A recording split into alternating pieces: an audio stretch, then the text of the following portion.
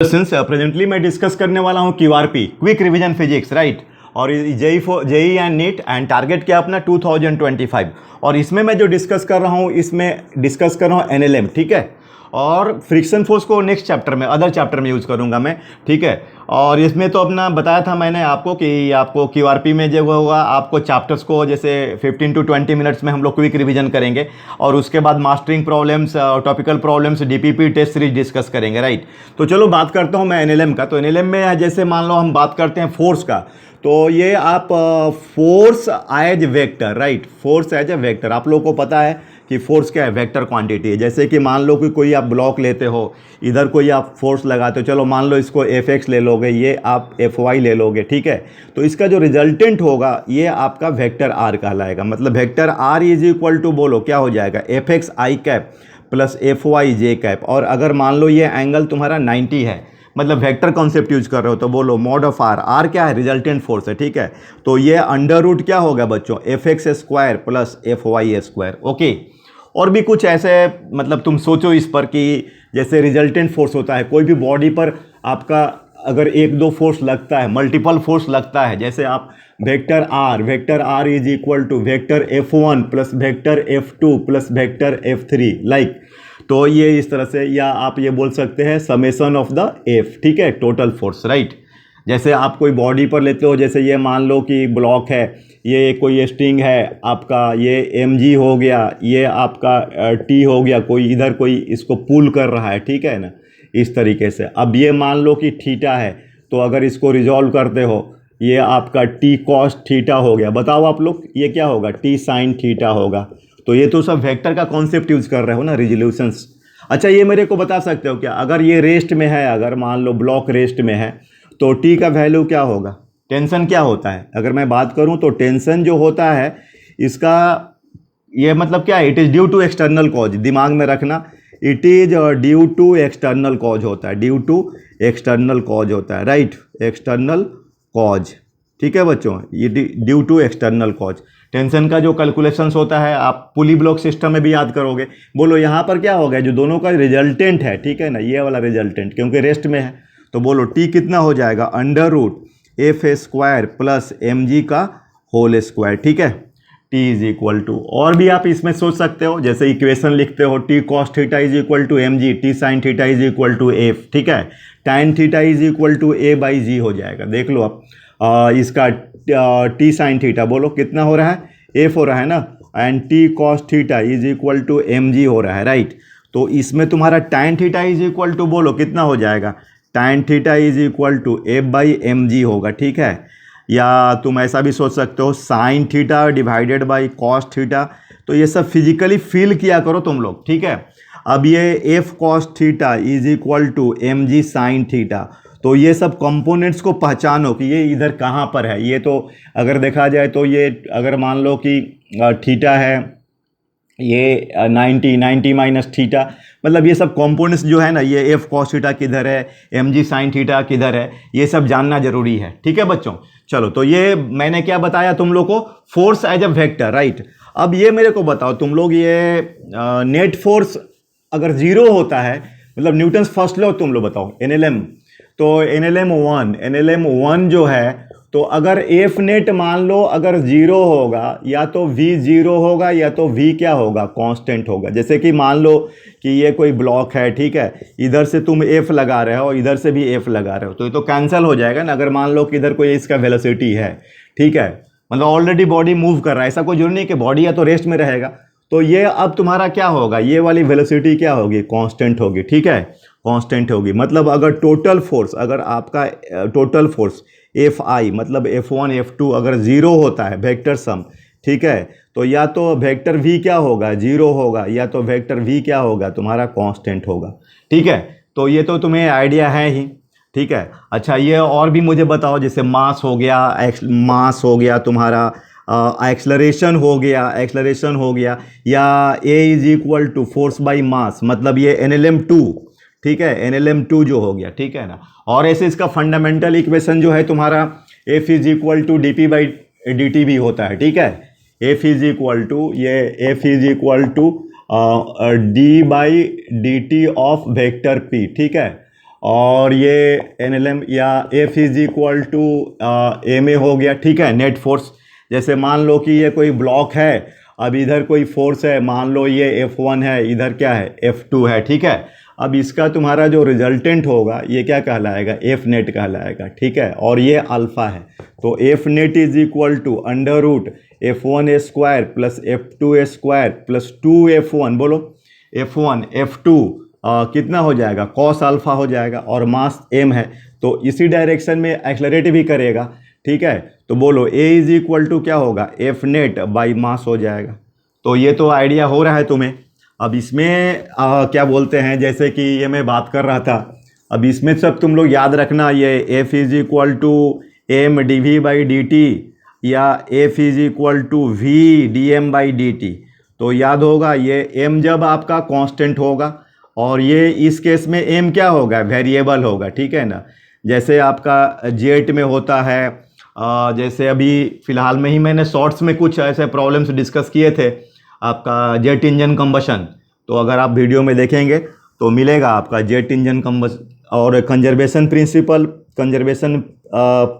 Principle of linear momentum, ठीक है, of linear momentum. इसमें रिक्वायल प्रॉब्लम अगर होता है, जो रिक्वायल प्रॉब्लम याद होगा तुम लोग को, मैंने एक इसमें जैसे पिस्टल एंड इंक्लाइन ब्लॉक पर भी रिक्वायलिंग होता है, देखना ध्यान देना। जैसे कि याद करो तुम लोग, रिकॉल करो, जैसे कि ऐसा मान लो कि ये अल्फ़ा है, कोई स्मॉल ब्लॉक एम है, ये कैपिटल एम है, और अगर ये मान लो एच है, तो ये जब ब्लॉक यहाँ पर आ रहा है तो इसमें कितना रिक्वायलिंग है, ठीक है ना। तो ये सब मैंने डिस्कस किया था आप लोग को, ठीक है, ये थोड़ा ध्यान देना आप लोग। ये चलो मान लो ये एम है, ठीक है ना, और ये ऐसा, ठीक है ना, छोटा सा इंक्लाइन प्लेन, आप तो समझ रहे हैं। तो ओके, तो ये सब चीज़ है बच्चों, ठीक है ना। और भी ये सब कॉन्सेप्ट्स, मतलब न्यूटन सेकेंड लॉ आपका, उसमें एनएलएम का नेट फोर्स, पुली ब्लॉक सिस्टम भी इसमें आ जाएगा। एनएलएम आपका 2 में पुली ब्लॉक सिस्टम, जैसे ये इस तरह का M1 M2, ठीक है। अब मान लो M2 ग्रेटर दैन M1 है तो ये ऊपर जाएगा, नीचे जाएगा, तो A is equal to N P F by T M P net. तो ये मान लो तो M2 minus M1G upon M1 plus M2, right. और अभी आपको मैंने एक और भी इसमें प्रॉब्लम डिस्कस किया था, जैसे कि आपका ये इसमें जैसे ये देखिएगा आप, इस तरह से ये कैपिटल M ले लिया, ये भी कैपिटल M ले लिया, फिर यहाँ पर एक स्मॉल m, तो इसमें एक्सलरेशन कितना होगा, A कितना होगा, टेंशन कितना होगा, ये नॉर्मल फोर्स कितना एग्जर्ट करेगा, ठीक है। ये normal force mg minus ma हो जाएगा, ठीक है। ये सब देखना आपको, जो मैंने शॉर्ट्स में ये डिस्कस किया है ये सब, ठीक है ना। एटूड मशीन मॉडिफाइड, ये एक्चुअल प्योर एटूड मशीन हो गया, प्योर एटूड मशीन, ठीक है। इसमें ध्यान देना, T is equal to 2m1 m2g upon m1 plus m2 होता है। और ये हिंज फोर्स जो एक्सेल मारेगा फोर्स, हिंज फोर्स FH, तो FH जो होगा वो 2T के बराबर होगा, क्योंकि अगर ये तो रेस्ट में है ना, और ये देखना है ऐसा, तो ये T है, ये T है, तो ये तुम्हारा क्या हो गया, बोलो FH हो गया। और उससे कनेक्टेड ये भी, इसको भी तुम देख सकते हो, ठीक है। तो ये हो गया। और ये mg जो होता है वेट और मास में ध्यान देना तुम लोग। कभी कभी ये जो इनिशियल लेवल के स्टूडेंट्स हैं 11th में, वेट mg होता है, और ये आपको m मास होगा, m क्या होगा, ये मास, ठीक है। और वेट जो होगा ये mg होगा, इस तरह से, ठीक है ना। ये वेइंग मशीन में आपका जो होता है पुली, वेइंग मशीन लिफ्ट के अंदर में, ये लिफ्ट में अगर लिफ्ट एक्सलरेट कर रहा है, ये वेइंग मशीन है, और इस पर तुमको इसका वेट, तो एक्चुअली नॉर्मल फोर्स जो देगा वो अगर मास m है, ठीक है, mg। और अगर इसके रेस्पेक्ट में देखें तो ये सूडो फोर्स भी इसमें, क्योंकि अगर NLM जो बताया गया है तो उसमें F इजकल टू ma, ये नेट, ठीक है ना। और ये आपका net acceleration of the system, A जो है आपका नेट एक्सलरेशन ऑफ सिस्टम। तो ये सब ध्यान देना है हम लोगों को, ठीक है ना, एक्चुअल चीज़। अब ये सूडो फोर्स क्या होता है? अब ये होता है कि F is equal to M है। हम लोग का कंसर्न फिर सिस्टम पर है, सिस्टम का नेट एक्सलेशन। और अगर फ्रेम भी एक्सलरेट कर रहा हो, ठीक है ना, कि ये एक सर्टेन कंडीशन, सर्टेन सिचुएशंस में ही हम लोग बोल रहे हैं। अब फ्रेम अगर एक्सलरेट कर रहा है तो ये आपका PF सूडो फोर्स लगेगा ए में, ठीक है। तो N is equal to M G plus A हो जाएगा, या ऐसा भी बोल सकते हैं G effective is equal to mod of vector G minus A. देखना वेक्टोरियल डिफरेंस लोगे, ठीक है ना, तो ये भी तुम लोग रिकॉल कर रहे होगे, ठीक है ना। रीडिंग ऑफ द मशीन, ठीक है ना, reading of weighing machine, reading of weighing machine. तो इसमें देखना ये G effective N is equal to M G effective लगाओगे और ये mod of G minus A use करोगे, ठीक है बच्चों। सूडो फोर्स पर भी प्रॉब्लम्स आते हैं, इसमें तुमको ध्यान देना है तुम लोग को।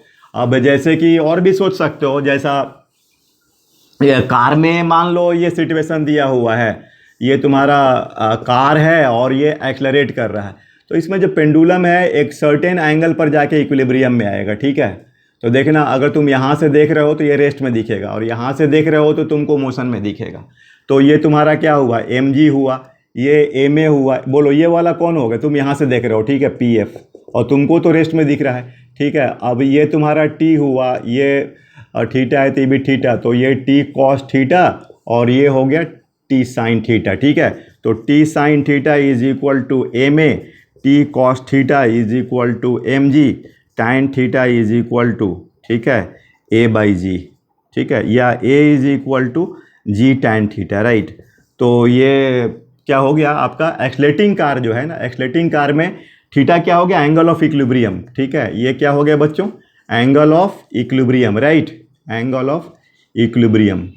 तो ऐसा आप रिकॉल कर रहे हैं, तो देखना ये अगर ऐसा निकालना है तो यहाँ से देखते तो तुमको पेंडुलम का भी देखना पड़ता, साथ में कार का भी देखना पड़ता। जब तुम यहाँ पर आ गए तो ये नॉन इनर्शियल फ्रेम हो गया, राइट, नॉन इनर्शियल फ्रेम आ गया, तो ये हो गया तुम्हारा, ठीक है। इस तरह से हम लोग इसमें सब प्रॉब्लम्स हम लोग डिस्कस करते हैं, ठीक है।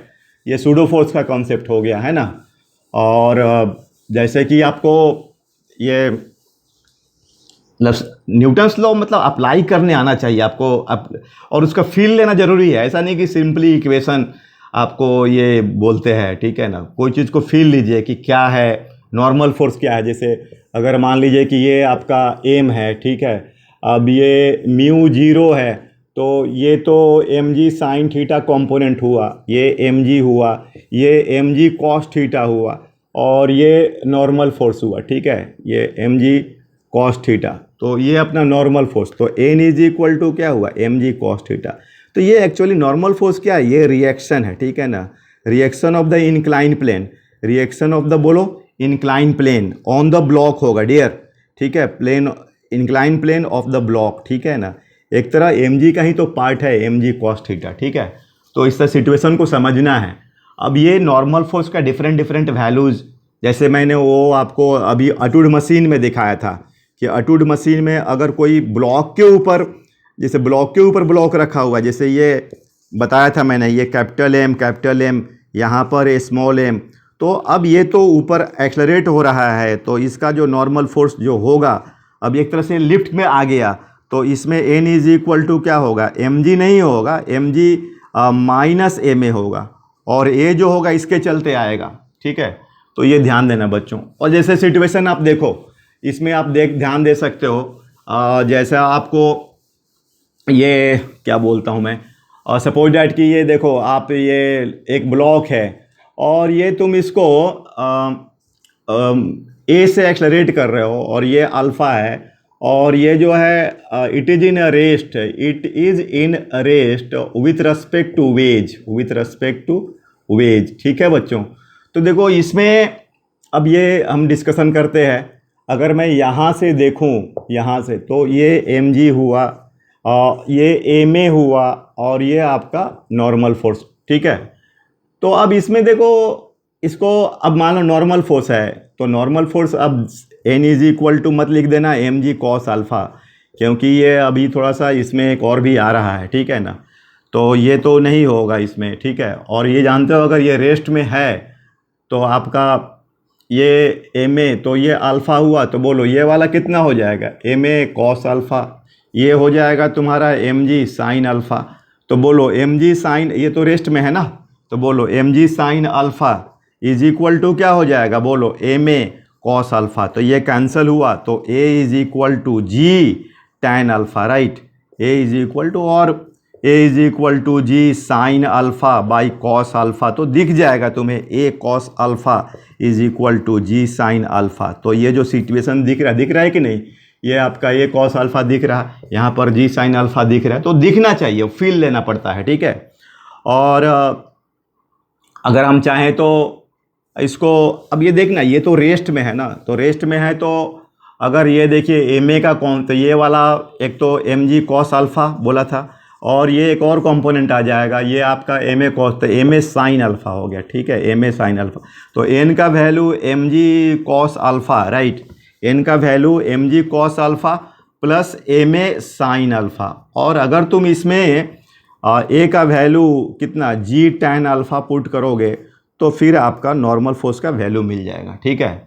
और भी चाहो तो इसको अदर मेथड से भी सोच सकते हो। अब देखो इसको कैसे सोचोगे तुम, अब इसमें तुम ऐसा कर सकते हो कि जैसे कि भाई ये तो रेस्ट में है ना, तो रेस्ट में है तो किसी भी ऐसे भी हम फ्रेम ले सकते हैं, तो ये एम जी हो गया, ये तुम्हारा एन हो गया, इसको भी हम इस फ्रेम से भी देख सकते हैं। तो ये बोलो ये तो तुम्हारा अल्फ़ा है, ये 90 माइनस अल्फ़ा, ये अल्फ़ा, तो बोलो ये वाला कंपोनेंट क्या हुआ, एन कॉस अल्फ़ा। तो m g is equal to N cos alpha, तो N is equal to M g by cos alpha, right, या एम जी सेक अल्फ़ा। तो एक बार जो मैंने वो पहला मेथड देखा उसको वेरीफाई करना आप लोग, ठीक है। और क्या इसमें एनएलएम का मैं भी प्योर डिस्कशन कर रहा हूँ, और एक न्यूटन्स थर्ड लॉ है, तो तुम लोग को पता है कि जब भी कोई दो बॉडी टच करेगा तो एक्शन रिएक्शन पेयर, जैसे अब ये मान लो M1 है, ये M2 है, इधर फोर्स लगा रहे हो, तो ये एन लगाएगा, ये एन लगाएगा, तो एक को तुम एक्शन बोलोगे तो एक को रिएक्शन बोलोगे। हाँ, ये दोनों हमेशा अलग अलग बॉडीज पर लगता है और एक दूसरे का अपोजिट होता है। When two bodies are in touch, जैसे ये दीवार है, ठीक है, और तुमने एक ब्लॉक लिया है, तो इधर फोर्स लगा रहे हो, तो ये मारेगा नॉर्मल फोर्स और ये मारेगा, ठीक है। ये दीवार लगा रहा है, ये वॉल से लगा रहा है, ये ब्लॉक लगा रहा है, ठीक है, लेकिन ओवरऑल इसी के थ्रू तो आ रहा है। तो ये चीज़ अपनों को, मतलब ऐसा नहीं कि केवल आपको अपना फील देखो भाई, ये एम जी लग रहा है, ये इसके ही चलते तो आ रहा है। तो ये सब जो मैं बोल रहा हूँ अपने नॉर्मल सोच रहा हूँ किताब से, मतलब अपना जो पहले दिलो दिमाग चल रहा है उसको ही करना है, ठीक है। तो यही तो है एनएलएम इसमें, ठीक है। Okay, thank you.